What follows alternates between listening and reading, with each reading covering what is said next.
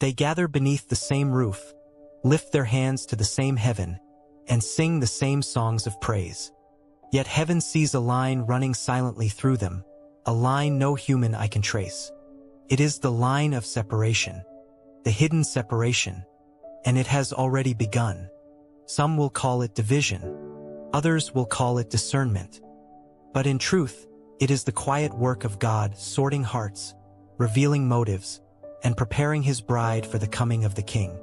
Few will see it, fewer will endure it. For before the trumpet sounds in the sky, a quieter sound moves through the church, the whisper of divine separation. It began not with thunder, but with silence. God's silence is never empty. When heaven goes quiet, something sacred is happening beneath the surface. In the stillness, the Spirit searches the hearts of men, testing what cannot be seen in worship or words. And now, across the body of Christ, a strange stirring has begun. Old alliances crumble. Hidden motives are revealed. Faith that was once loud begins to fade, while humble souls once unseen begin to shine with quiet light.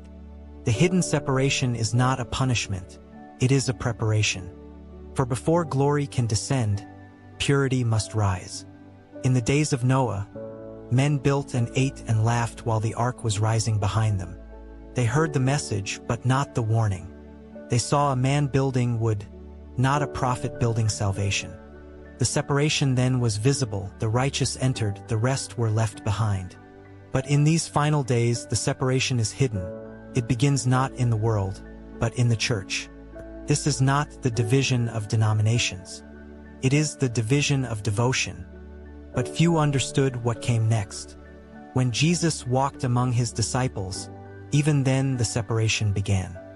He said, "One of you will betray me."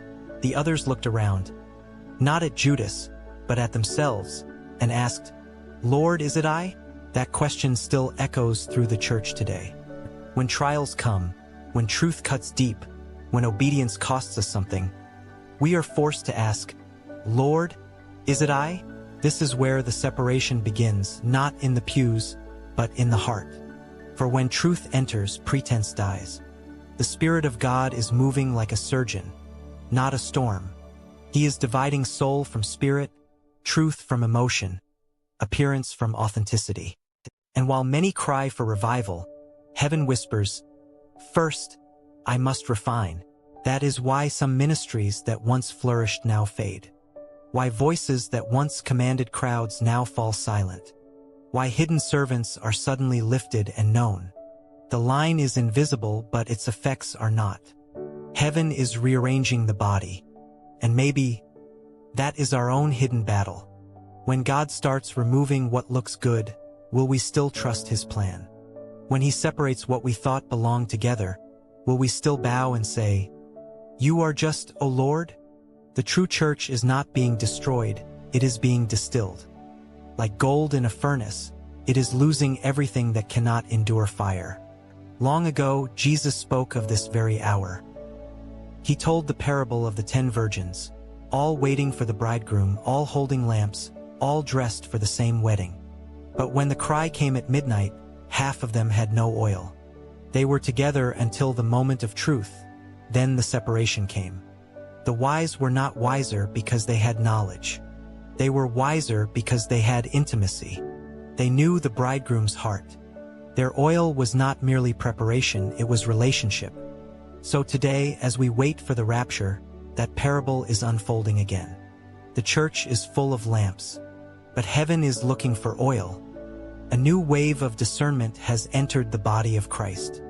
Not every voice that says, "Lord, Lord," carries his breath. Not every light shines from heaven's fire. And not every crowd gathered in his name walks in his spirit. This is the hidden separation, where heaven is exposing the imitation and elevating the authentic.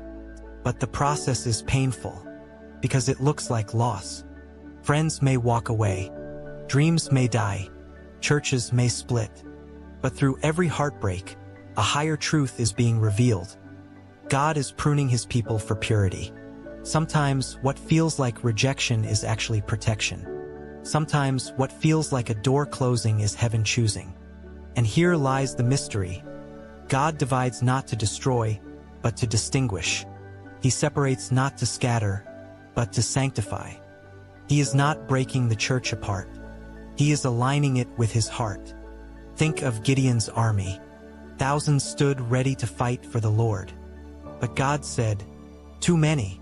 One by one, he sent them home until only 300 remained, not the strongest but the purest.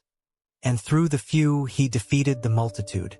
The hidden separation is God's way of saying, I can do more with the surrendered few than with the distracted many. And few understood what came next. The line between light and darkness is becoming clearer every day. Not just in the world, but in worship. Not just in politics, but in prayer. Not just in doctrine, but in devotion. You will know them not by their words, but by their endurance. When persecution rises, when truth becomes costly, when love demands sacrifice, the separated ones will stand while others fall away. This is not pride. This is prophecy. And maybe that is why you feel alone. Maybe God is not isolating you, he is identifying you. He is pulling you away from the noise so you can hear his whisper. The wilderness is not punishment. It is preparation. Because before Jesus returned in power, he first withdrew in prayer. Before the rapture, there will be a retreat, not from faith but into faith. A remnant rising in silence.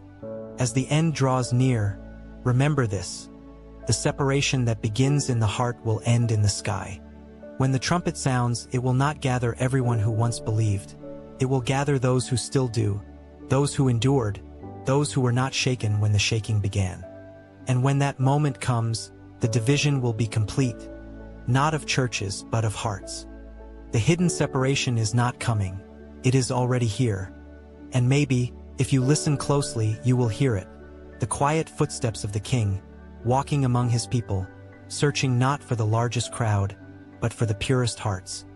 For before he gathers his bride, he first refines her. And when the fire has done its work, the faithful will shine like stars in the night, marked not by title, but by truth.